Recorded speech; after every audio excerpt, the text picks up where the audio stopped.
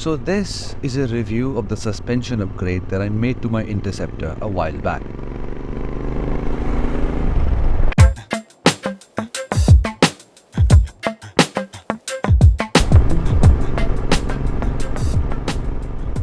The main reason why the OEM suspensions feel soft is because it helps Royal Enfield save cost on the production.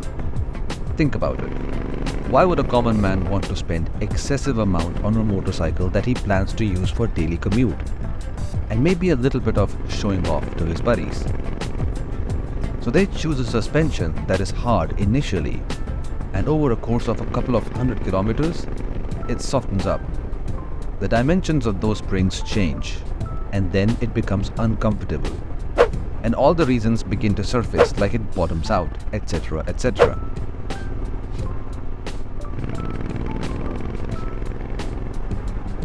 Now, a good quality aftermarket spring will also go through these changes after a few hundred kilometers, which is what is taken into consideration when these are being engineered. So for the first few hundred kilometers, you need not bother with the sag settings. But once these aftermarket suspensions settle in, you can then adjust the sag and preload, knowing well that they won't change for thousands of kilometers to come. This is just how it always is.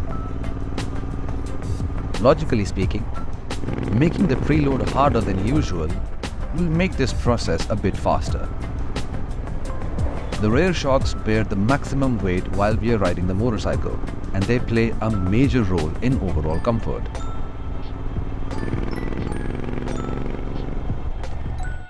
Before riding the motorcycle, I adjusted the front preload to their softest setting. Then did a little test that I learned off of YouTube and found out that it was bottoming out way too much. So I kept making them slightly stiffer until I was happy with the result. Long story short, it takes about 5 turns from soft towards stiff. I'll make a separate video on these settings and how to check your sag, since this is only going to be a review video.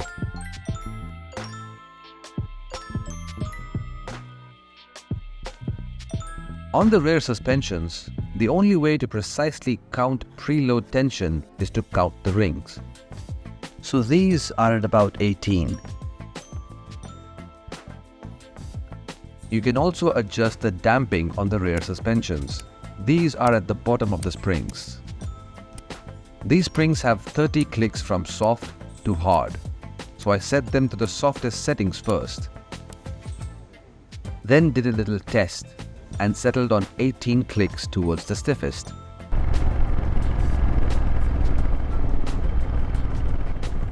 To test the settings by riding, I went on a road that I'm most comfortable riding the motorcycle in. I know every bit of this road like the back of my hand, and instantly I could tell that this has now become a completely different motorcycle. Comfort-wise, the front felt really good. Perhaps I had set it to a firmer setting, and due to the choice of a 15-weight oil, that they were able to act quickly, with precision, and were very, very stable. The Interceptor was a fantastic motorcycle before. Just the front end used to bottom out rather frequently on these Indian roads. But this new and improved front end has given the motorcycle some sort of a superpower.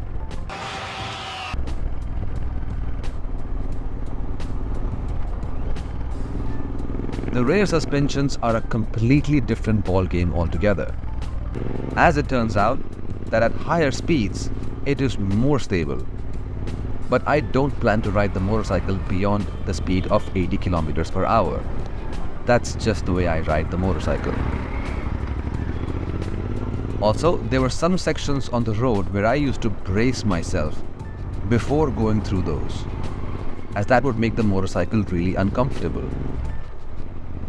That feeling was gladly absent with the addition of these new suspensions. At lower speeds, the rear suspension, due to them being set to a harder setting, felt a little bumpy, and later on I did make them a bit softer, about 2 turns less.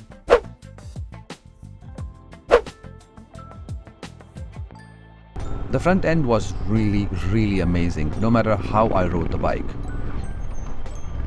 This section of road is my favorite by far. There are twists and turns that really makes this a fun ride.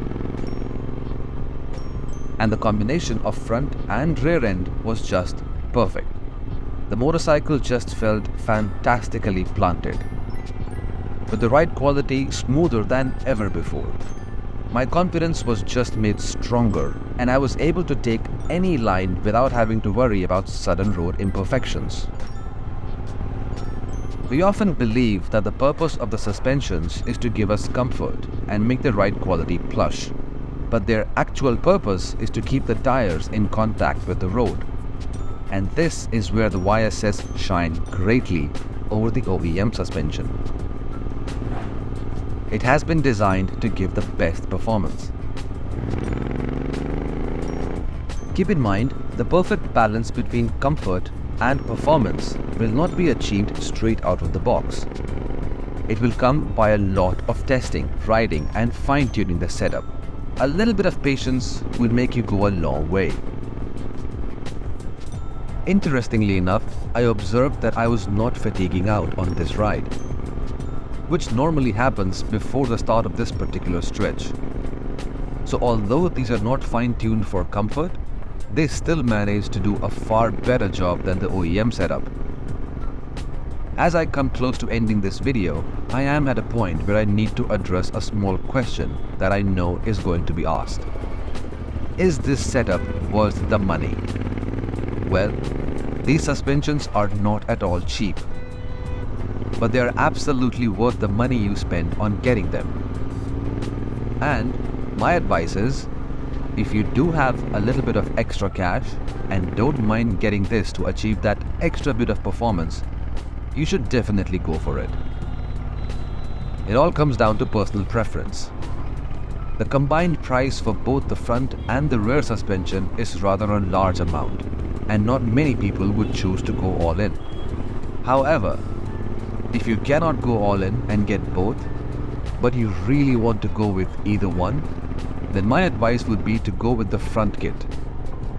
The YSS front suspension for Interceptor 650, for its price, is a really good addition. It absolutely transforms the motorcycle. That is a no-brainer. Once again, thank you so much for watching this video and my other videos. I appreciate the time and the support that you have given to this channel. I hope you liked this video. If you did, please leave a like and consider subscribing to the channel. One of the upcoming videos will be on how to set the sag on the motorcycle. So stay tuned and ride safe. I'll see you soon.